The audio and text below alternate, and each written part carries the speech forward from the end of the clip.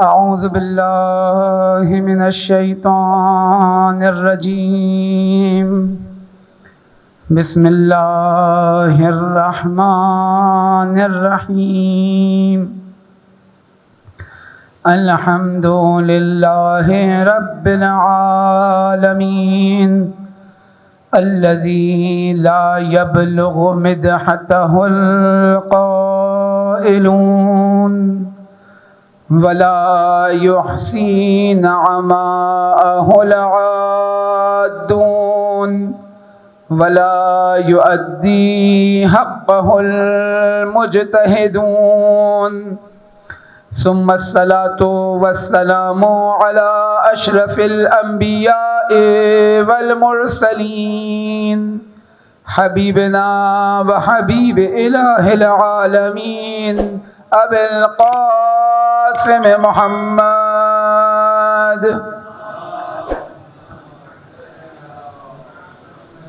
وعلى آله الطيبين الطاهرين المعصومين المظلومين الذين أذهب الله عنهم الرجس وطهرهم تطهيرا.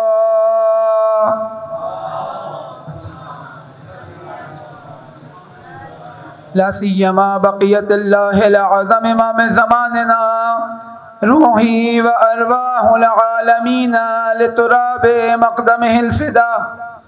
وقال الله تبارك وتعالى في كتابه المجيد: بسم الله الرحمن الرحيم. يريدون ليطفئوا نور الله بأفواههم والله متم نوره ولو كره الكافرون. هو الذي أرسل رسوله بالهدى ودين الحق ليظهره على الدين كله ولو كره المشركون. درود بھیجیں پر محمد و آل محمد پر.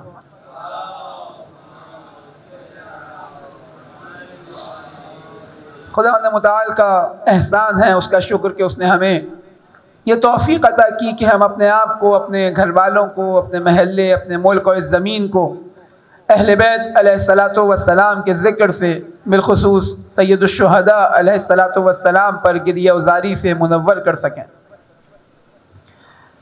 خداوند متعال نے انسان کی سعادت کے لیے انبیاء علیہ الصلاۃ والسلام کو بھیجا، انسان کو کمال تک پہنچانے کے لیے ائمہ علیہ الصلاۃ والسلام کو بھیجا، ان کو اپنا خلیفہ، اپنا جانشین، اپنا ولی قرار دیا تاکہ وہ انسانوں کو ظلمات سے نکال کر روشنیوں کی طرف، نور کی طرف لے جائیں. انسان خداوند متعال نے احسن تقویم پہ خلق کیا، لیکن یہ وجود جب اس مادی دنیا کے اندر آیا کہ دنیا کو دنیا اس کی پستی کے سبب کہا جاتا ہے. روایات کو اگر دیکھیں، اس عالم کے اندر کئی عوالم ہیں، کئی لیئرز ہیں، کئی درجات ہیں. جو پسترین عالم ہے وہ یہ عالم مادہ ہے، یعنی وجود کی پسترین قسم یہ عالم مادہ ہے، جس کے اندر پہلے مرحلے کے اوپر نہ شعور ہے، نہ حیات ہے، نہ اختیار ہے، نہ عقل ہے. اور یہ مادہ اب سیر نزولی مکمل کرنے کے بعد، یعنی اس اعلیٰ علیین سے اسفل سافلین پر آنے کے بعد، اب اپنے آپ کو اس سفر کے اوپر گامزن کرتا ہے، ان پستیوں سے اپنے آپ کو نکالتا ہے، ظلمات سے اپنے آپ کو نکالتا ہے، نور کی طرف آگے بڑھاتا ہے، اسفل سافلین سے اعلیٰ علیین کی منازل طے کرتا ہے. اس پسترین دنیا سے اشرف المخلوقات تک پہنچنے کا سفر طے کرتا ہے. اگر انسان غور کرے اپنی زندگی کے اندر، خلاصہ جو خداوند متعال نے اس کائنات کے اندر اس انسان کا کیا وہ یہ کہ انسان اس آلودگی سے اپنے آپ کو نجات عطا کرے اور اپنے آپ کو نور تک پہنچائے، لقاء اللہ کی منزل تک پہنچائے. اور یہ وہ ہدف ہے جو انبیاء علیہ الصلاۃ والسلام کا ہدف ہے، یہ وہ ہدف ہے جو ائمہ علیہ الصلاۃ والسلام کا ہدف ہے. آپ آیات قرآنی کو دیکھیں، آپ اہل بیت علیہ الصلاۃ والسلام کی روایات کو دیکھیں، اہل بیت کی سیرت کو دیکھیں، نظر یہ آئے گا کہ چاہتے کیا ہے کہ انسان ظلمات سے نکلے، نور کی طرف حرکت کرے. آیت الکرسی کے اندر ہم کیا پڑھتے ہیں؟ اللہ ولی الذین آمنوا یخرجہم من الظلمات الی النور. اللہ کون ہے؟ اللہ مومنین کا ولی ہے. لیکن اللہ کی بہت ساری صفات ہیں. قرآن کے اندر اللہ کے بہت سارے نام بیان ہوئے، لیکن اس آیت کے اندر کیا بیان کیا جا رہا ہے؟ اللہ ولی ہے. کیوں؟ ولی کا کام کیا ہوتا ہے؟ یخرجہم من الظلمات الی النور. خداوند متعال مومنین کا ولی ہے، یہ مومنین کو ظلمات سے نکال کر نور کی طرف لے کر جاتا ہے.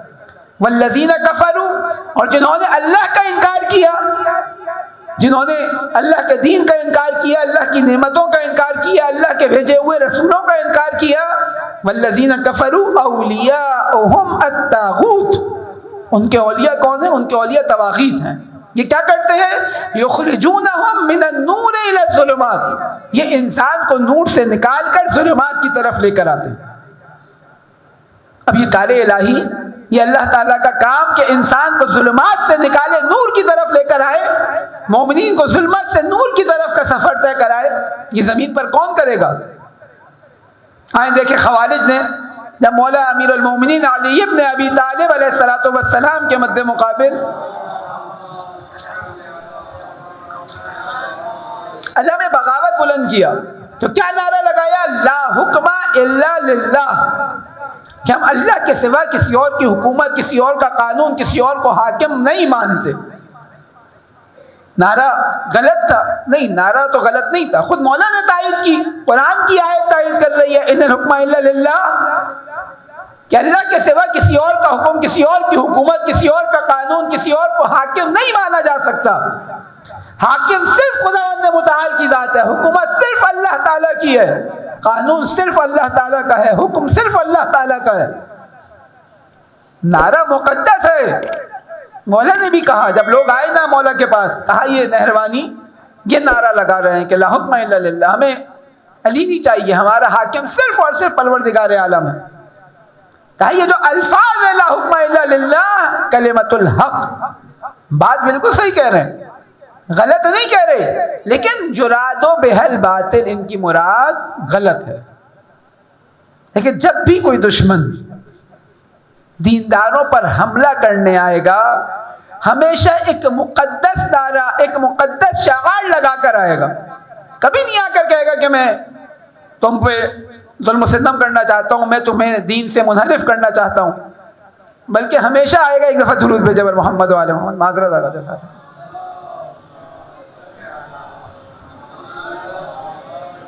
علماء موجود ہیں انشاءاللہ کہ اگر غلطی ہوگی ایک تو اجازت سے آپ کی، اور اگر اصلاح فرمائیں گے انشاءاللہ ایک مرتبہ ایک اور بآواز بلند صلوات.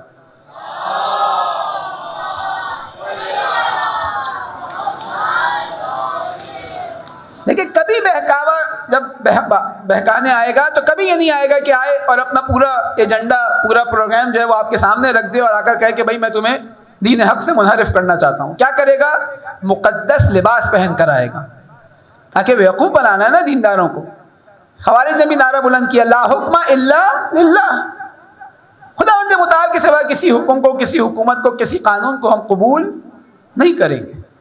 مولا نے بھی کہا کہ کلمۃ الحق بات صحیح ہے، یراد و بہل باطل، لیکن ان کی مراد باطل ہے. یہ کہہ رہے ہیں کہ اللہ کے سوا کسی کے حکم کو، کسی کی حکومت کو قبول نہیں کریں گے، لیکن ان کا ارادہ یہ ہے، یہ چاہتے یہ ہیں، یہ بتانا یہ چاہتے ہیں اس نعرے کے ذریعے، اس ہدف تک پہنچنا چاہتے ہیں کہ لوگوں کے اوپر جو امیر ہوتا ہے وہ بھی اللہ کے سوا کوئی اور نہ ہو. وَلَا بُدَّ لِلنَّاسِ مِنْ أَمِيرٍ بَرٍّ أَوْ فَاجِرٍ. کوئی معاشرہ، کوئی سوسائٹی، کوئی ایسا معاشرہ نہیں ہو سکتا جو اپنے اوپر کوئی امیر، کوئی حاکم، کوئی رہبر، کوئی لیڈر، کوئی خلیفہ، کوئی امام نہ رکھتا ہو. ممکن نہیں ہے. لَا بُدَّ لِلنَّاسِ مِنْ أَمِيرٍ، لوگوں کے پاس کوئی چارہ نہیں ہے کہ وہ کسی کو اپنا رہبر و حاکم قرار دیں، چاہے وہ نیک ہو، چاہے وہ فاسق و فاجر ہو، بالآخر قانون حکومت کی ضرورت ہے. یہ خوارج یہ جو نعرہ بلند کر رہے ہیں یہ کیا ہے؟ یہ مقدس نعرہ ہے. مقدس نعرے نے کیا کیا؟ اس مقدس نعرے کے ذریعے لوگوں کو ظلمتوں سے نکال کر، نور سے نکال کر ظلمتوں کی طرف لانا چاہتے تھے. لیکن یہ دو لشکر ہیں جو ہمیشہ ہمیں مد مقابل نظر آئیں گے. ایک اللہ کا لشکر اللہ کے اولیاء کا لشکر جو لوگوں کو ظلمات سے نور کی طرف لے کر جائے، ایک اللہ کے مد مقابل شیطانی قوتوں کا لشکر جو لوگوں کو نور سے ظلمات کی طرف لے کر آئے. اور کہیں ایسا نہیں ہو سکتا کہ ہم ان دو لشکروں کے سوا کسی اور تیسری پارٹی کا حصہ بن جائیں. نہیں، یا ہمارا سفر ظلمتوں سے نور کی طرف ہے یا ہمارا سفر نور سے ظلمت کی طرف ہے. اب انسان نے یہ فیصلہ کرنا ہے کہ انسان اپنی زندگی کے اندر کون سا سفر طے کر رہا ہے. وہ سفر جو اسے ائمہ علیہ الصلوۃ والسلام طے کرانا چاہتے ہیں، کیونکہ یہ کار الہی کون انجام دے گا؟ دیکھیں خوارج نے جو نعرہ بلند کیا، مقدس نعرہ بلند کیا، خوارج کہہ رہے تھے کہ اللہ آ کر یہ کام انجام دے. ہم کسی امیر کو، کسی حاکم کو نہیں مانتے، کتاب الہی موجود ہے، ہم اس کے اوپر عمل کریں گے. مولا کہتے ہیں نہیں، قانون بغیر کسی امیر کے، کسی رہبر کے، کسی لیڈر کے، کسی امام و خلیفہ کے نافذ نہیں ہو سکتا. یہ غلط نعرہ لگا رہے ہیں. یہ کار الہی جو آیت الکرسی کے اندر خداوند متعال اپنے آپ سے منسوب کر رہا ہے بے عنوان ولی، کہ اللہ ولی الذین آمنوا یخرجہم من الظلمات الی النور، یہی کام جب زمین پر کرنے کی نوبت آتی ہے تو خداوند متعال رسول کو ارشاد فرماتا ہے کہ الف لام را کتاب انزلناہ الیک، اے رسول ہم نے یہ کتاب آپ پر نازل کی، کس لیے؟ لتخرج الناس من الظلمات الی النور، تاکہ آپ لوگوں کو ظلمتوں سے نکالیں اور نور کی طرف لے کر چلیں. یہ کام اللہ کے ولی کے بغیر، اللہ کے خلیفہ کے بغیر ممکن نہیں ہے کہ انسان اپنے آپ کو ظلمتوں سے نکالے، نور کی طرف حرکت دے. یہ وہ سفر ہے جو انسان نے طے کرنا ہے. اس سفر کے اندر مشکلات ہیں، اس سفر کے اندر مصائب ہیں، اس سفر کے اندر ٹکراؤ ہے. ممکن نہیں ہے کہ انسان یہ سفر طے کرے، نور کی طرف قدم بڑھائے اور ظلمتوں کے اندر کھلبلی نہ مچے. آپ دیکھیں خداوند متعال قرآن میں فرما رہا ہے کہ یہ اپنی پھوکوں سے جتنی سازشیں ہو رہی ہیں، چاہے پاکستان کے اندر ملت تشیع کے خلاف سازشیں ہوں، اہل بیت کے حق کی نسبت سازشیں کی جا رہی ہوں، مجالس و جلوس کے خلاف سازشیں کی جا رہی ہوں، چاہے عالمی سطح کے اوپر عالم اسلام کے خلاف، عالم تشیع کے خلاف سازشیں کی جا رہی ہوں، خداوند متعال کے نزدیک یہ پھوکوں کی مانند ہے. یریدون لیطفئوا نور اللہ بافواہہم، یہ جو کر لیں ان کی ساری سازشیں، ساری کوششیں پھوکوں کی مانند ہیں. کیا فرمایا تھا جناب زینب سلام اللہ علیہ نے یزید کے دربار میں؟ اے یزید کیدک سعیت، اے یزید اگر ہم اپنے آسان الفاظ میں ترجمہ کریں کہ تیرے بس میں جو کچھ ہو کر لے، واللہ لا تمحو ذکرنا، تو ہمارے ذکر کو مٹا نہیں سکتا. کیوں؟ کیونکہ اس ذکر کے دوام کا وعدہ خداوند متعال نے لیا. کیوں؟ کیونکہ یہ وہ ذکر ہے جو خداوند متعال جب کہہ رہے ہیں واللہ متم نورہ، اللہ اپنے نور کو تمام کر کر رہے گا، یہ ذکر ہے جو وسیلہ بنے گا. کیسے تمام ہوگا؟ اس کے بعد والی آیت هو الذی ارسل رسولہ بالہدی ودین الحق لیظہرہ علی الدین کلہ. یہ اس نور کے تمام کا، اس نور کے کمال کا جو مصداق قرآن بیان کر رہا ہے، کیا کہ اس نے اپنے رسول کو بھیجا ہدایت کے ساتھ، دین حق کے ساتھ. کس لیے؟ لیظہرہ علی الدین کلہ، تاکہ اس دین حق کو ہر دین، ہر فکر، ہر آئیڈیالوجی، ہر نظام کے اوپر غالب کر دے، اللہ کا قانون نافذ ہو. لیکن یہ کیسے ہوگا؟ یہ نور کامل کیسے ہوگا؟ یہ اللہ کا نظام نافذ کیسے ہوگا؟ یہ عزاداری کا سلسلہ، یہ مجالس عزا کا سلسلہ جو در حقیقت امر اہل بیت کو زندہ کرنے کا سبب ہے، یہ وہ زمینہ فراہم کرے گا، یہ وہ راستہ طے کرائے گا، انسانوں کو ظلمتوں سے نکالے گا، نور کی طرف لے کر جائے گا. جو اپنے آپ کو ان نورانی ہستیوں سے متصل کرتا جائے وہ خود بھی نورانی ہوتا جائے گا اور ان کے نور کو دوسروں تک پہنچانے کا وسیلہ بھی بنتا جائے گا. لیکن فقہ کے اندر ایک مثال دی جاتی ہے. کیا کہا جاتا ہے؟ کہا ایک قلیل پانی ہوتا ہے، ایک کل پانی ہوتا ہے. قلیل پانی کیا ہوتا ہے؟ جس کا رنگ، بو، ذائقہ اگر کسی ذرہ برابر نجاست سے تبدیل نہ بھی ہو، نجاست متصل ہوئی، قلیل پانی خراب ہو گیا، یعنی اب نہ پاک ہے نہ پاک کرنے کی صلاحیت رکھتا ہے. کل پانی کیا ہے؟ ایک ایسا پانی ہے جو قوی ہے، جو قدرت مند ہے، جب تک نجاست اس کے رنگ، بو یا ذائقے کو تبدیل نہ کر دے وہ نجس نہیں ہوتا۔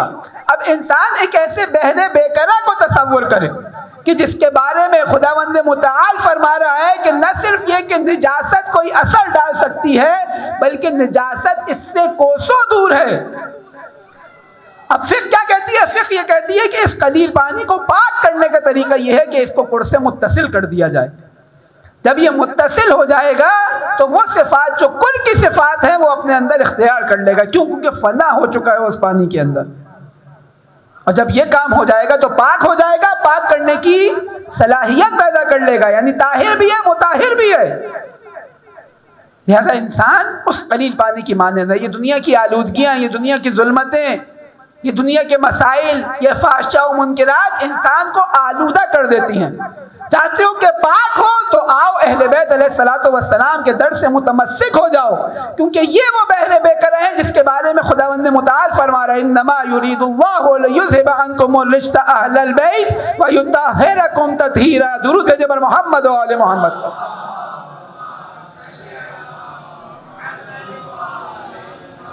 یعنی اگر اس بہرے بیکرا سے متصل ہو گئے تو تم طاہر بھی ہو جاؤ گے، نہ صرف یہ کہ طاہر ہوگے بلکہ دوسروں کو پاک کرنے کی صلاحیت بھی تمہارے اندر پیدا ہو جائے گی۔ تمہارا یہ کام ہے، تمہاری یہ ذمہ داری لگائی ہے اہل بیت نے۔ دیکھیں یہ مجالس عزا، یہ سلسلہ، یہ ایسا نہیں ہے جو آج اعتراض وارد کیا جاتا ہے کہ بھائی اگر یہ عبادت ہے تو گھر میں بیٹھ کر انجام دیں، عبادت ہے تو مسجد میں انجام دیں، عبادت ہے تو امام بارگاہ تک محدود رکھیں، سڑکوں پر کیوں نکل رہے ہیں؟ یہ وہ ذمہ داری ہے، یہ پیغام دوسروں تک پہنچانا ہے، کربلا کو دوسروں تک پہنچانا ہے، سید الشہداء کے پیغام کو دوسروں تک پہنچانا ہے۔ آدھے کے روایات میں کیا بیان ہوا؟ کہا دیکھو رلاؤ، گریہ کراؤ سید الشہداء علیہ السلام پر، اور اگر یہ کام نہیں کر سکتے تو کیا کرو؟ رونے جیسی شکل بناؤ۔ خوب یہ کیا ہے؟ ریاکاری ہے؟ نہیں، ریاکاری نہیں ہے، یہ ایک اجتماعی ذمہ داری ہے۔ بعض کام دوسروں کو دکھانے کے ہوتے ہیں تاکہ دوسروں تک پیغام پہنچایا جائے۔ اگر یہ ہماری اجتماعی ذمہ داری نہیں ہوتی تو ہم گھروں میں بیٹھ جاتے، اگر اجتماعی ذمہ داری نہیں ہوتی ہم عزاداری کو امام بارگاہ تک محدود کر لیتے، لیکن نہیں، یہ ایک ایسی ذمہ داری ہے جو ہم نے دوسروں تک پہنچانی ہے۔ سید الشہداء کا پیغام، سید الشہداء کی تحریک، یہ عزاداری در حقیقت آج اسی تحریک کا تسلسل ہے۔ اس نے دنیا کو پاک کرنا ہے، اس نے دنیا کو پاکیزہ کرنا ہے، اس نے دنیا کے اندر وہ تحریک کو ایجاد کرنا ہے جو ہمارے زمانے کے امام کے ظہور کا سبب قرار پائے۔ لیکن روایات کے اندر ہے سید الشہداء امام سید سجاد علیہ السلام سے فرماتے ہیں کہ ولدی یا علی واللہ لا یسکن دمی حتی یبعث اللہ المہدی، کہ ہے میرے بیٹے علی، اے سید سجاد، اللہ کی قسم میرے خون کو آرام نہ آئے گا یہاں تک کہ خداوند متعال میرے فرزند مہدی کو مبعوث کرے۔ دیکھ رہے کتنا گہرا رابطہ ہمیں عاشور اور ظہور کے درمیان نظر آتا ہے۔ بعض روایات کے مطابق جب حضرت حجت بقیت اللہ العظم امام زمانہ عجل اللہ تعالی فرجہ الشریف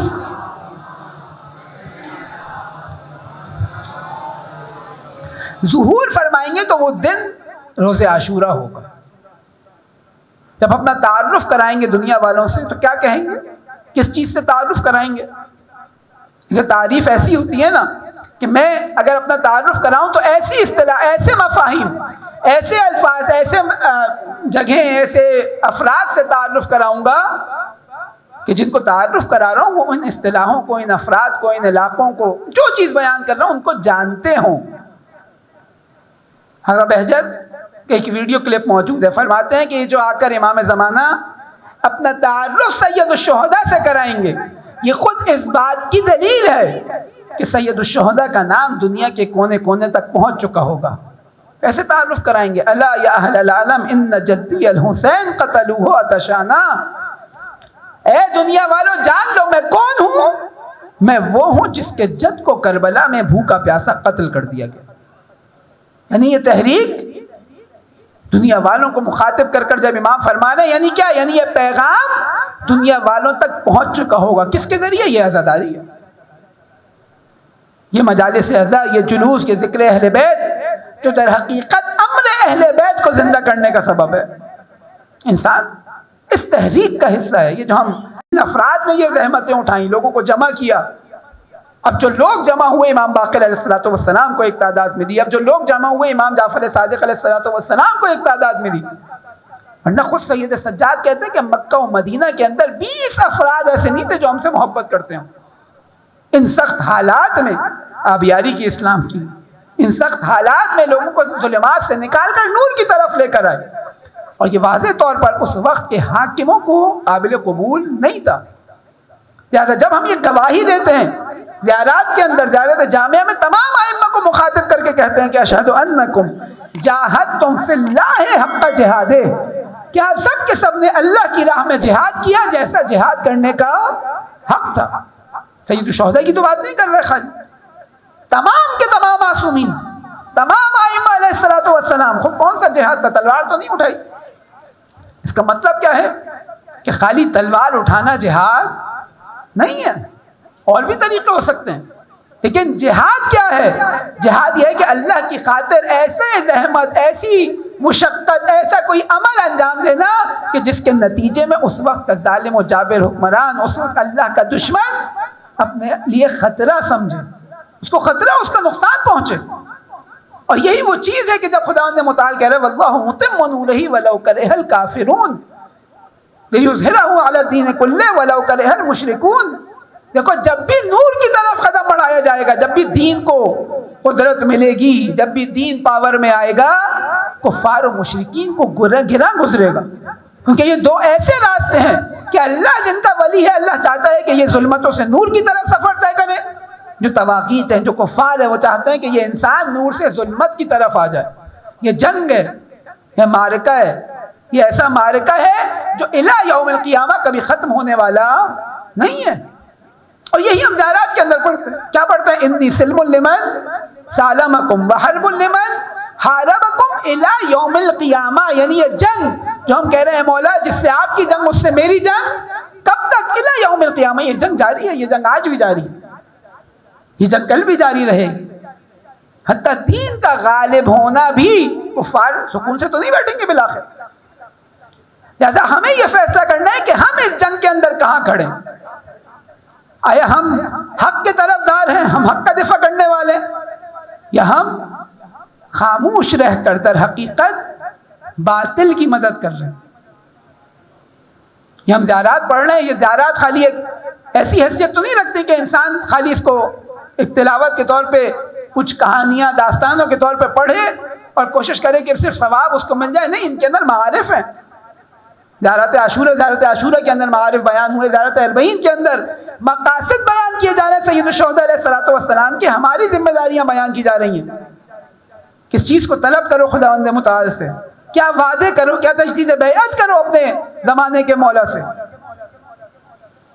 انسان اس سفر کے اندر جب اپنے آپ کو ظلمتوں سے نکال کر نور کی طرف لے کر چلے، جس طرح ائمہ نے کیا، جس طرح ائمہ کے چاہنے والوں نے کیا، ائمہ کے شیعوں نے کیا اس دور کے اندر، نہیں غیبت کے اندر بھی ہماری ذمہ داری بنتی ہے کہ ہم اپنے آپ کو اس راستے پر گامزن کریں، اس عزاداری کے ذریعے امر اہل بیت کو زندہ رکھنے کی بات کریں، اس طرف بڑھیں کہ ہمارے زمانے کے امام کے ظہور کا زمینہ فراہم ہو سکے.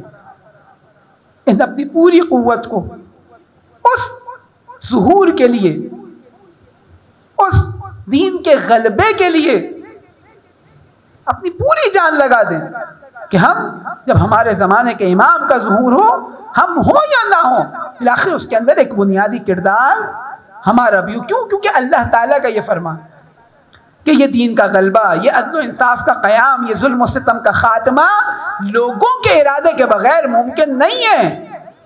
امیر مومنین کے پاس ایک شخص آیا، وہ اور اس کا بھائی آ کے کہتے ہیں امیر مومنین کے پاس کہ ہم 2 افراد ہیں، آپ بتائیں ہم کیا کر سکتے ہیں آپ کے لیے. مولا کیا فرماتے ہیں؟ مولا کہتے ہیں تم 2 کے ہونے سے ہمارا ارادہ مکمل نہیں ہو سکتا. اگر ان کی تعداد 1000 ہوتی تو پھر میرے لیے قابل رائے ہوتا کہ میں ان کے درمیان کوئی رائے دے سکوں، میری رائے پر کوئی عمل کرنے والا ہو. جہاں کیفیت مہم ہے وہاں تعداد بھی مہم ہے، ہماری آمادگی مہم ہے. اگر ہم تیار نہیں ہوئے اپنے زمانے کے امام کی نصرت کے لیے، اس کا مطلب کیا ہے کہ ہم نے اپنی ذمہ داری ادا نہیں کی. کئی واقعات ہیں اس طرح کے ہم ائمہ کی زندگی کے اندر دیکھیں. لوگ آتے تھے کیوں قیام نہیں کر رہے, کیوں اپنے حق کا دفاع نہیں کر رہے, کیوں اللہ کے دین کو قائم نہیں کر رہے, کیوں اپنے عمل کو زندہ نہیں کر رہے اس طرح کہ مکمل طور پر دین غالب آ جائے. کسی امام نے یہ نہیں کہا کہ نہیں ہماری یہ ذمہ داری نہیں ہے. ہر امام نے جواب دیا کہ دیکھو تم اس قابل نہیں ہو کہ تم پر اعتماد کر کر یہ کام کیا جا سکے. دیکھتے ہیں نا, خراسان سے شخص آیا, آنے کے بعد کہا مولا اتنے لاکھوں چاہنے والے آپ کے, کیوں اپنے حق کا دفاع نہیں کرتے, کیوں قیام نہیں کرتے؟ مولانا نے کہا تندور روشن ہے, جاؤ جا کر بیٹھ جاؤ. کیا کیا؟ پریشان ہو گیا. مولا میں آپ کی مدد کرنا چاہتا ہوں, اتنا آپ کا لشکر تیار ہے, آپ کی مدد کرنا چاہتا ہوں, آپ کے اوپر قربان ہونا چاہتا ہوں. مولانا نے بولا ٹھیک ہے, مسئلہ نہیں ہے.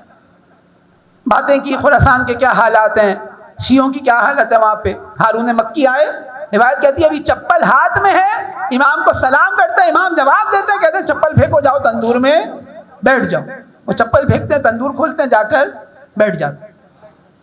اب یہ خراسانی شخص پریشان کہ پتہ نہیں کیا حشر ہوا ہوگا, اندر کیا اس کی حالت ہو رہی ہوگی. امام خراسان کے بارے میں باتیں کر رہے ہیں, امام جنرل گفتگو کر رہے ہیں اس کے ساتھ, لیکن وہ متذبذب, ساری توجہ تندور کی طرف. ایک مرتبہ امام کہتے ہیں کہ جاؤ, جب دیکھتے ہیں اتنا بے چین, لیکن جاؤ جا کے کھولو. اب جو کھولا تو ہارون مکی اطمینان کے ساتھ سکون کے ساتھ بیٹھے ہوئے. امام کہتے ہیں یہ بتاؤ ایسے کتنے ہیں؟ کہا نہیں مولا ایسا تو ایک بھی نہیں ہے. کہ امام کہتے ہیں اگر ایسے 5 ہوتے تو ہم اپنے حق کے لیے قیام کرتے. یعنی کیا؟ یعنی در حقیقت انصاروں کی کمی ہے, نصرت کرنے والوں کی کمی ہے, ساتھ دینے والوں کی کمی ہے. امام صادق کے دور میں ہی ہم دیکھتے ہیں کہ ایک شخص آیا اسی طرح, امام قیام کیوں نہیں کرتے؟ امام نے بولا آؤ گفتگو کرتے ہیں, چلتے ہیں, ایک مقام پر پہنچتے ہیں, نماز ادا کرتے ہیں. نماز کے بعد ایک لیوڑ وہاں سے بکریوں کا گزر رہا ہوتا ہے. امام اشارہ کر کے کہتے ہیں اللہ کی قسم اگر اتنے لوگ ہمارے ساتھ ہوتے تو ہم قیام کرتے. وہ راوی کہتا ہے میں نے گنا تو 17 بکریاں یا بھیڑ تھے. یعنی کیا؟ یعنی انصار نہیں تھے. آپ دیکھیں سید امیر المومنین علیہ الصلوۃ والسلام کی زندگی کے اندر جب اس حق کو امیر المومنین سے چھین لیا گیا, جناب زہرا اپنے بچوں کا ہاتھ پکڑ کر لوگوں کے گھروں پر گئے علی کے لیے مددگار جمع کرنے کے لیے کہ آؤ اگر چاہتے ہو تمہاری دنیا تمہاری آخرت آباد ہو تو آؤ علی کا ساتھ دو. ایسا تو نہیں ہوا کہ گھر میں بیٹھ گئے تھے, نہیں, اہل بیت نے جگہ جگہ اپنے حق کا دفاع کیا. وہ زمینہ فراہم کیا, چند افراد آئے ان کے ذریعے اور بڑھے اور بڑھے اور بڑھے. کہیں اپنے حق سے دستبرداری کا اعلان نہیں کیا. کیوں؟ کیونکہ یہ حق وہ حق تھا جو حق کے ساتھ ساتھ ذمہ داری بھی تھی. لوگوں کی ہدایت ذمہ داری اہل بیت کون پوری کر سکتا تھا؟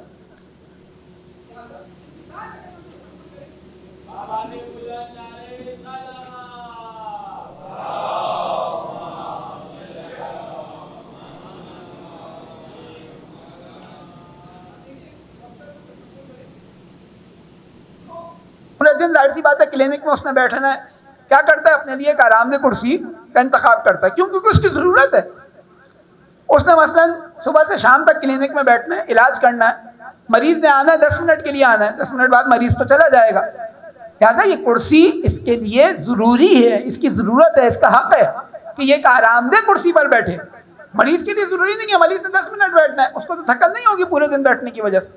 لیکن اگر یہ ڈاکٹر اپنی اس آرام دہ کرسی کو کسی مریض کو دے دے اور اس سخت کرسی کے اوپر خود بیٹھ جائے تو کیا کہا جائے گا کہ بھائی ایثار کیا, قربانی دی, بہت اچھا ڈاکٹر ہے, اپنی آرام دہ کرسی کو مریض کو دے دیا, جبکہ اس میں پورا دن بیٹھنا تھا. اس کا حق تھا کہ آرام دہ کرسی ملے. مریض نے تو 10 منٹ بعد آنا تھا, علاج کرانا تھا, چلے آنا تھا. اس نے تو صبح سے شام تک بیٹھ کے علاج کرنا تھا. کہا دیکھو بہت اچھا ڈاکٹر ہے, اتنا ایثار, اتنا مریضوں کا خیال. لیکن اگر یہی ڈاکٹر اس کرسی کو دینے کے ساتھ ساتھ دوسرے مریض سے بولے کہ تم میری جگہ بیٹھ کر دوسرے مریض کا علاج کر دو, کیا کہا جائے گا؟ بہت اچھا کام کیا, اپنا حق دے دیا. نہیں, کہا جائے گا یہ اپنی ذمہ داری سے سبق دوش ہوا. یہ جس چیز کا اہل تھا اس نے نااہل افراد کو یہ کرسی دے دی. جب تک خالی بیٹھنے کے لیے دیا رہا تھا مسئلہ نہیں تھا, لیکن جب علاج کے لیے دے رہا ہے جو یہ کر سکتا ہے دوسرا نہیں کر سکتا تھا, تو یہاں پر اس کی مذمت کی جائے گی، یہ فعل قبیح شمار کیا جائے گا، یہ تعریف نہیں ہوگی۔ اہل بیت علیہ الصلوۃ والسلام کی زندگی کے اندر بھی دو طرح کے حق نظر آتے ہیں۔ ایک وہ حق ہے جو اہل بیت کی ضرورت ہے لیکن اہل بیت نے ایثار کیا۔ آپ سورہ دہر پڑھتے ہیں کہ ایک دن یتیم آیا، ایک دن اسیر آیا، ایک دن مسکین آیا، وَيُطْعِمُونَ الطَّعَامَ عَلَىٰ حُبِّهِ، انہوں نے اس حال میں کہ ان کو کھانے کی ضرورت تھی، بھوکے تھے، انہوں نے روزہ رکھا ہوا تھا، اس حال میں اپنی غذا کو دوسروں کو دے دیا، 3 دن افطار دوسروں کو دے دیا۔ لیکن یہی بی بی اشکال کیا جاتا ہے نا کہ اتنے سخی تھے، فدق مانگنے کیوں چلی گئی؟ کیوں؟ کیونکہ فدق اس وقت خالی حق نہیں تھا، حق کے ساتھ ساتھ ایک ایسی ذمہ داری تھی جو حق اور باطل کے معرکے کے اندر ایک علامت تھی، ایک علم کی حیثیت رکھتی تھی۔ اگر بی بی اس وقت فدق نہ مانگتی تو تاریخ کے اندر اس ظلم کو بیان نہیں کیا جا سکتا تھا۔ لہذا باقی ائمہ کی زندگی کے اندر اشکال کیا جاتا ہے کہ بھئی فدق کیوں نہیں لیا؟ نہیں، اہل بیت فدق کے محتاج نہیں تھے۔ اگر مانگنے آتے، اگر لوگوں کو ضرورت ہوتی تو ایسی کتنی ہی چیزیں لوٹا دیتے۔ آپ دیکھیں امام کاظم علیہ السلام کی زندگی کے اندر ایک دم مولا کی ذات پہ بآواز بلند صلوات۔ مولا کی زندگی کے اندر ہارون روایات کے اندر ہے کہ بار بار اصرار کرتا تھا کہ آپ فدق لے لیں، اور امام بار بار انکار کیا کرتے تھے۔ وہ اصرار کرتا تھا، امام انکار کیا کرتے تھے۔ ایک مرتبہ امام کو مجبور کیا، کہا نہیں آپ کو فدق لینا پڑے گا۔ امام نے بولا ٹھیک ہے لیکن ایک شرط ہے کہ میں فدق کو مکمل اس کی پوری حدود کے ساتھ لوں گا۔ کہتا ہے مسئلہ ہی نہیں ہے۔ اس کے ذہن میں تھا بھائی باغ کا مسئلہ ہے، لیکن ختم کریں معاملہ، کس بات پہ لڑائی ہے؟ امام نے بولا اگر میں نے، کہتا ٹھیک ہے میں آپ کو جو آپ بارڈر بتاتے جائیں، آپ حدود بیان کرتے جائیں کہ بھائی کہاں سے کہاں تک ہے، میں آپ کو لوٹا دیتا ہوں۔ امام نے کہا کہ اگر میں نے اس کی حدود بتا دی تم واپس نہیں کرو گی۔ کہتا نہیں آپ کے جد کی قسم، یہ فدق میں آپ کو لوٹا دوں گا۔ اب امام ایک ایک کر کر جو باؤنڈریز بیان کرنے شروع کرتے ہیں، روایت کہتی ہے کہ ہارون کا رنگ تبدیل ہوتا جاتا ہے۔ پہلی باؤنڈری بیان کرتے ہیں ایدن یمن کا بارڈر، دوسری بیان کرتے ہیں سمرقند، بخارا، سوویت یونین کے یہ آذربائیجان والے یہ سارے علاقے، تیسری افریقہ کی بات کرتے ہیں، چوتھی ارمینین سی کی بات کرتے ہیں۔ ہارون کہتے ہیں یعنی کیا؟ یعنی میں ہٹ جاؤں اور آپ بیٹھ جائیں؟ امام کہتے ہیں دیکھو میں نے تو تمہیں پہلے ہی کہا تھا کہ اگر میں نے فدق کی حدود بیان کی تو تم واپس نہیں لوٹا سکو گے۔ روایت کہتی ہے یہ وہ مقام تھا کہ اب ہارون نے فیصلہ کر لیا کہ امام کو قتل کر دیا جائے۔ کیوں؟ کیونکہ امام جو حدود بتا رہے تھے وہ ایک باغ کی نہیں تھی، بلکہ وہ اس حکومت کی تھی، اس منصب کی تھی جس کے اوپر ہارون بیٹھا ہوا تھا۔ اہل بیت نے جگہ جگہ اپنے اس امر کا دفاع کیا، اپنے اس حق کا دفاع کیا، کیونکہ یہ ان کا ذاتی مسئلہ نہیں تھا، یہ لوگوں کی ہدایت کا وسیلہ تھا۔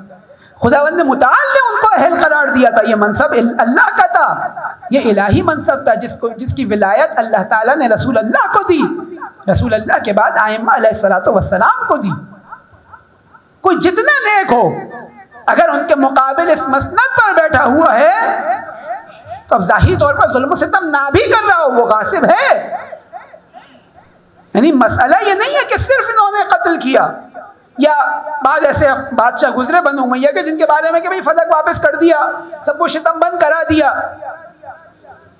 ہم سمجھتے ہیں کہ بڑا نیک کام انجام دیا، کوئی حق کو سکوت دے دیا، یعنی حاصل کر لیا کہ مثلا اب میں نے کیونکہ یہ کام کر لیا تو اب میرے خلاف کوئی کام نہیں ہوگا۔ امام صادق علیہ السلام سے روایت ہے کہ یہ شخص جب ایک دفعہ درود بھیجے امام کی ذات کے اوپر،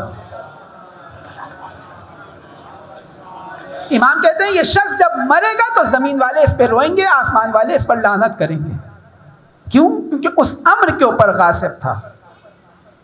بہت ساری روایات ہیں، تواتر کے ساتھ وہ واقعات ہیں۔ اہل بیت علیہ السلام جہاں حق اپنے حق کے مدعی تھے، اس امامت، خلافت، ظاہری حاکمیت و خلافت کے، وہی جو شکوہ تھا وہ یہ کہ تم ابھی آمادہ نہیں ہو، تمہاری تعداد اتنی نہیں ہے۔ کہیں اہل بیت نے اس امر سے دستبرداری کا اعلان نہیں کیا، کہیں اہل بیت پیچھے نہیں ہٹے، اور شاید یہی وہ وجہ ہے کہ سید الشہداء شب عاشور جب اپنے اصحاب کو کہتے ہیں نا کہ رات کی تاریکی کا فائدہ اٹھاؤ اور اپنے آپ کو نجات عطا کر دو، چلے جاؤ، ان کی دشمنی مجھ سے ہے، کیا جواب دیتے ہیں؟ سید الشہداء ہم آپ کو چھوڑ کر چلے جائیں، دنیا کیا کہے گی؟ روز قیامت اللہ کو کیا جواب دیں گے؟ رسول اللہ کو کیا جواب دیں گے کہ اپنے آقا و مولا اپنے سردار کو چھوڑ دیا؟ اگر ہمارے جسم کے ٹکڑے ٹکڑے ہو جائیں، ان ٹکڑوں کو آگ لگا دی جائے، ان آگ لگانے کے بعد اس کی راکھ کو ہوا میں اڑا دیا جائے، یہ کام 70 مرتبہ یا 1000 مرتبہ انجام پائے، ما ترکتک یا حسین، اے حسین ہم آپ کو نہیں چھوڑیں گے۔ یہاں سید الشہداء کہتے ہیں کہ ایسے اصحاب، ایسے اہل بیت جو مجھے ملے، یہ کسی اور کو نہ مل سکے۔ کہ اہل بیت کی زندگی کے اندر جب شبہات ہمیں نظر آئیں، ہمیں سمجھ نہ آئے کیوں قیام نہیں کر رہے، کیا مسائل تھے، آیا خدا نہ خواستہ نعوذ باللہ اپنے حق سے دستبردار ہوتے نظر آ رہے ہیں، آیا اس ذمہ داری سے دستبردار ہوتے نظر آ رہے ہیں جو ذمہ داری اللہ تعالیٰ نے ان کو عطا کی تھی۔ کیا کرے انسان؟ ان متشابہ چیزوں کو، ان شبہات کو محکمات کی طرف پلٹائے۔ کیا ہے سیرت اہل بیت کے اندر؟ محکم ترین چیز کربلا ہے۔ ہر امام نے رجوع کرنے کا حکم دیا کربلا کو، ہر امام نے یاد کرنے کا حکم دیا کربلا کو۔ دیکھو کربلا کو نہ بھول جانا، دیکھیں ہر امام پر ظلم ہوا، ہر امام کو زندانوں میں ڈالا گیا یا نظر بند کیا گیا، ہر امام کو قتل کیا گیا، شہید کیا گیا، لیکن ہر امام نے کس کا تذکرہ کرنے کا حکم دیا؟ کربلا کو یاد رکھو۔ دیکھو کربلا کو نہ بھول جانا، یہ وہ ان محکمات میں سے ہے سیرت اہل بیت کی کہ جو قابل تحریف نہیں ہے۔ انسان جب بھی اگر سیرت اہل بیت میں اشکال کیا جاتا ہے، بھائی ہمارے ائمہ نے کب جہاد کیا؟ زیارات کے اندر ہم گواہی دیتے ہیں اشہد انکم جاہدتم فی اللہ حق کا جہاد۔ دوسری طرف دیکھ رہے ہیں کہ اہل بیت تمام ائمہ کو قتل کیا گیا، تمام ائمہ کو اسیر کیا گیا، امام باقر علیہ الصلوۃ والسلام کو اسیر کیا گیا، سید سجاد کو اسیر کیا گیا مدینے کی زندگی کے اندر، اور امام ہر دور کے اندر اپنے اس حق کا دفاع کرتے رہے، کہیں پیچھے نہیں ہٹے۔ لہذا اگر ان کی سیرت کو دیکھا جائے، اس دور کے اندر شیعوں کو دیکھا جائے، تو بھی دغدغہ کیا ہے، احساس کیا ہے کہ اے مولا کب اپنے حق کے لیے قیام کریں گے؟ اور حقیقی شیعہ وہ ہے جو اپنے آپ کو اس طرح مزین آمادہ کرے کہ اہل بیت علیہ الصلوۃ والسلام اس کے اوپر اعتماد کر سکیں، چاہے تعداد کی نسبت، چاہے کیفیت کی نسبت، کیونکہ دونوں طرح سے روایات ہمارے سامنے، کہیں تعداد کا شکوہ کیا گیا، کہیں کیفیت کا شکوہ کیا گیا کہ دیکھو اس قابل نہیں ہو، ایسے نہیں ہو، ایسے بن جاؤ، اتنی تعداد ایسی ہمیں مل جائے تو ہم اپنے حق کے لیے قیام کریں گے۔ آج ہمارے زمانے کے امام کی نصرت کے لیے ہم سے سوال کیا جائے گا، ہم سے نہیں پوچھا جائے گا تم کربلا میں کیوں نہیں تھے، ہم سے پوچھا جائے گا تم نے اپنے زمانے کے امام کی نصرت کیوں نہیں کی۔ آرزو کرو کہ کربلا میں ہوتے، کس لیے؟ تاکہ وہ جذبہ تمہارے اندر پیدا ہو کہ کربلا والوں کا انتقام لے سکو۔ یہ انتقام صرف چند لعینوں کو واصل جہنم کر دینا نہیں ہے۔ اگر خالی یہ ہوتا تو جناب مختار علیہ السلام کے انتقام لے چکے، ہم پھر کس لیے کہہ رہے ہیں این الطالب بدم المقتول بکربلا؟ ہم پھر کس بات کو کہہ رہے ہیں کہ اے اللہ ہمیں ان افراد میں شمار کر جو حسین کے خون کا انتقام لیں تیری آخری حجت کے ساتھ مل کر۔ اس کا مطلب کیا ہے کہ انتقام ابھی باقی ہے، اور اس انتقام کی طرف ہے وہ جذبہ ہے جو ہمارے وجود کے اندر رسول اللہ کی روایت کے مطابق، اہل بیت کی روایات کے مطابق ہمارے وجود کا حصہ ہے۔ یہ وہ حرارت ہے جو کبھی سرد نہیں ہوگی۔ سید الشہداء کا قتل تھا، ان کی شہادت تھی جس نے انسانوں کے اندر اس جذبات کو ایجاد کیا۔ یہ وہ جذبہ ہے، یہ وہ عزاداری ہے جو در حقیقت تحریک حسینی کا تسلسل ہے۔ یہ وہ عزاداری ہے جو حسین کی خون کا انتقام لینے کی تحریک کا سبب بنے گی، اس کا زمینہ فراہم کرے گی۔ یہ عزاداری ہمارے زمانے کے امام کے ظہور کا زمینہ فراہم کرے گی۔ یہ عزاداری ان کے لیے اعوان و انصار کو جمع کرے گی۔ اس عزاداری کے ذریعے دنیا کو پیغام پہنچانا ہے، اس عزاداری کے ذریعے سید الشہداء کی تحریک کا تعارف کرانا ہے دنیا کو، کہ تاکہ جب ہمارے زمانے کا مولا آئے اور اپنا تعارف کرائے تو لوگوں کو کہہ سکے اے دنیا والوں، حسین کو تو جانتے ہو نا، اس کو کربلا میں بھوکا پیاسا قتل کر دیا گیا۔ اے دنیا والوں، وہ میرا جد حسین تھا، میں اس کا بیٹا ہوں جس کو کربلا میں بھوکا پیاسا قتل کر دیا گیا۔ میں اس کا بیٹا ہوں جس کے لباس کو لعینوں نے غارت کر لیا۔ کم مظلومیت نہیں ہے وہ تحریک جو 61 ہجری میں یزید نے دبانا چاہی، اور اسیران کربلا نے کربلا سے کوفہ، کوفہ سے شام اس کی حفاظت کی، شام سے مدینہ، مدینے سے آج 1445 ہجری کے اندر ہمیں یہ تحریک مل رہی ہے۔ یہ ہماری ذمہ داری ہے، اس تحریک کو زندہ رکھیں، اس کے مقصد کو زندہ رکھیں کہ یزید تو چاہتا تھا یہ تحریک دب جائے، لیکن زینب و ام کلثوم، سکینہ و رقیہ و فاطمہ نے اس تحریک کو دبنے نہ دیا، سید سجاد نے اس تحریک کو ختم ہونے نہ دیا، کیونکہ اگر یہ تحریک ختم ہو جاتی تو گویا دین الہی کی بساط لپیٹ دی جاتی۔ اگر جناب زینب کا قیام نہ ہوتا، جناب سید سجاد کا گریہ نہ ہوتا، ان اسیران کربلا کی یہ مصیبتیں، یہ مظلومیت نہ ہوتی، تو سید الشہداء کی تحریک کو کربلا میں دفن کر دیا جاتا۔ لیکن زینب شریکت الحسین ہے نا، اس مشن کے اندر بھی حسین کی شریک، اور جہاں جہاں حسین نے مصیبتیں، مظالم اٹھائے، زینب ہر مقام پر سید الشہداء کی شریک نظر آئی۔ جب ایک ایک لاش آتی تھی، اس لاش کے استقبال کے لیے زینب حسین کا استقبال کرتی تھی، اپنے بھائی کو حوصلہ دیتی تھی، اپنے بھائی کی مدد کیا کرتی تھی۔ علی اکبر کے لاشے پر زینب خود میدان میں آ گئی سید الشہداء کی مدد کرنے کے لیے۔ واحد جگہ جہاں زینب حسین کے استقبال کے لیے نہ آئی، وہ جناب زینب کے اپنے بچوں کے لاشے تھے۔ لیکن یہاں بھی کیا چاہتی ہیں؟ چاہتی ہیں اپنے زمانے کے مولا کی مدد و نصرت کریں۔ ایک ایک مقام پر، ایک ایک مصیبت کے اندر سید الشہداء کے شریک رہے۔ وہ مصیبت کہ جب مقتل کے اندر یہ صدا بلند ہوئی، الا وقد قتل الحسین بکربلا، اب یہاں زینب تلے پہ کھڑی ہو کر وہ منظر دیکھ رہی ہے کہ شمر جالس علی صدرہ، شمر سینہ اقدس پر سوار ہو کر حسین کے سر کو بدن سے جدا کر رہا ہے۔ زینب تڑپ گئی۔ ہاں، لیکن اس کے بعد زینب کی ایک اور مصیبت ہے، کربلا سے کوفہ، کوفہ سے شام جب یہ کاروان چلا، اب زینب کربلا کا یہ منظر دیکھ کر جا رہی ہے، حسین کو ودا کر کر جا رہی ہے۔ اب جو کوفے گئی، کوفے والے گریہ کر رہے ہیں، شرمندہ ہے بے وفائی کے اوپر، بی بی مذمت کر رہی ہے، ارے آج تم گریہ کر رہے ہو، کل ہمیں قتل کس نے کیا، میرے حسین کو کس نے مارا، وہ ہمارے جوانوں کو کس نے مارا۔ لیکن اے بی بی، یہ کوفہ ہے، سر جھکا کر شرمندہ تو ہے، لیکن جب آپ شام جائیں گی گویا عید کا سما ہوگا، لوگ کہیں تالیاں بجا رہے ہوں گے، رنگ برنگے کپڑے پہن کر آ رہے ہوں گے، بازاروں کو سجایا جائے گا، اہل بیت کو گھور گھور کر ان اسیروں کو دیکھا جائے گا۔ جناب ام کلثوم اسی بازار کے اندر کہتی ہے نا، اے شام والوں، ارے رسول اللہ سے حیا نہیں آتی، اللہ سے شرم نہیں آتی، ہم اہل بیت رسول ہیں، کس طرح گھور گھور کر ہماری جانب دیکھ رہے ہو۔ ہاں، جب یہ بیویاں سروں کو دیکھ کر گریہ کریں گی تو کہیں تماچے کھائیں گی، کہیں تازیانے مارے جائیں گے۔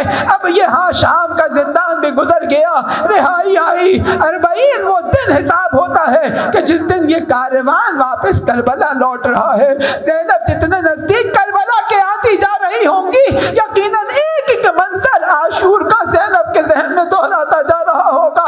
ایک مرتبہ قبر حسین پر آئی، چلا کر یا حسین کہاں بے ہوش ہو گئی، جب بیدار کیا، جب پانی چھڑکا تو بیدار ہو کر پھر گریہ کرتے ہوئے کہتی ہے، ارے یہ آج پانی موجود ہے مجھے جگانے کے لیے، مجھے ہوش میں لانے کے لیے، کل میرا بھائی حسین بھوکا پیاسا اس سرزمین پر قتل کر دیا گیا، ارے وہ پانی جو حیوانوں کے لیے کھلا تھا نوازہ رسول کے لیے بند کر دیا گیا۔ ایک مرتبہ قبر حسین پر گریہ کیا، اے حسین، اے بھائی، کاش میں تمہیں وہ زخم دکھا سکتی، ارے جو کربلا سے کوفہ، کوفہ سے شام تیری بیٹیوں کو بچا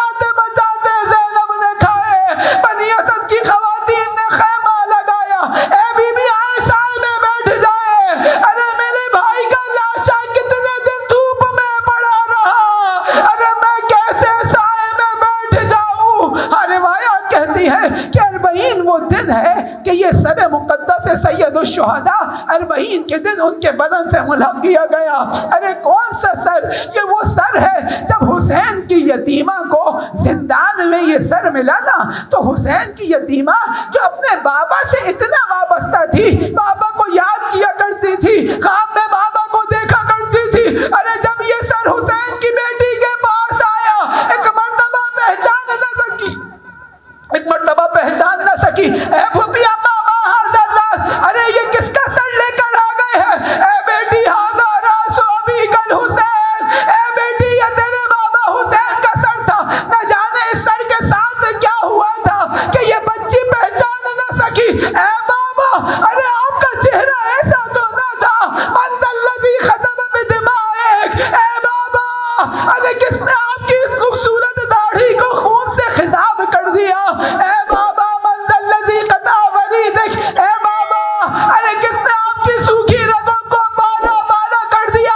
میں کہوں گا اے بی بی، ارے آپ یہ سر نہ پہچان سکی، لیکن آپ کی پھوپھی اما جب اپنے آپ کو اونٹ سے لاش حسین پر گراتی ہے 11 محرم کو، گھٹنیوں کے بل چڑھ کر لاش حسین پر آتی ہے، ارے زینب خیال کرتی ہے ارے خوشبو تو میرے حسین کی ہے، لیکن یہ بدن کیسا ہے؟ انت اخی الحسین، ارے کیا تو ہی میرا بھائی حسین ہے؟ نہ جانے اس لاشے کے ساتھ کیا ہوا، لیکن روایت کہتی ہے جب سید الشہداء کو قتل کر دیا گیا تو گھوڑوں کو آمادہ کیا، نعل بندی کی گئی، ارے کچھ گھوڑے تیار ہوئے، حسین کے لاشے کو کربلا میں پامال کر دیا۔ الا لعنت اللہ علی القوم الظالمین۔ خداوند متعال اس قلیل سی عبادت کو اپنی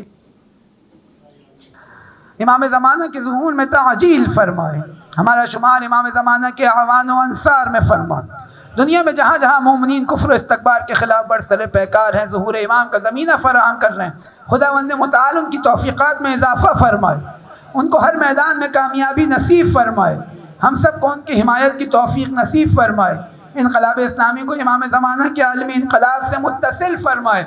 دنیا میں جہاں جہاں کفر و استکبار عالم اسلام کے خلاف، تشیع کے خلاف سازشیں کر رہے ہیں، اہل بیت کی توہین کی جا رہی ہے، قرآن کی توہین کی جا رہی ہے، تشیع کے خلاف پاکستان کے اندر گھیرا تنگ کیا جا رہا ہے، مجالس اعضاء کے خلاف پابندیاں لگائی جا رہی ہیں، مختلف سازشیں مکتب اہل بیت کے خلاف کی جا رہی ہیں، اہل بیت کے حق کو چھپایا جا رہا ہے۔